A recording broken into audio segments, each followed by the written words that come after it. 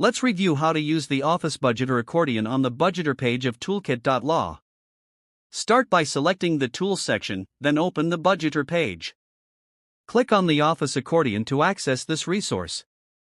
Here, you'll see a full list of common office expenses, including beverages, decorations, electrical utilities, equipment, food, fuel or gas utilities, furniture, internet access, miscellaneous costs, mobile services, other utilities, parking for primary and secondary staff, rent or mortgage, security, supplies, technology, and water utilities.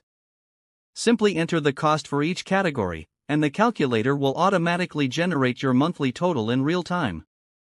This gives you a clear and accurate overview of your firm's operational expenses without relying on spreadsheets or manual formulas. Use the clear or recycle icons to reset your entries, and the undo icon to revert recent changes. You can also download or securely share your results for reporting or internal reviews. For added convenience, you can connect this budgeting tool directly with Toolkit.law's productivity suites to keep your office financial planning organized. And that is how you use Toolkit.law's Office Budgeter accordion.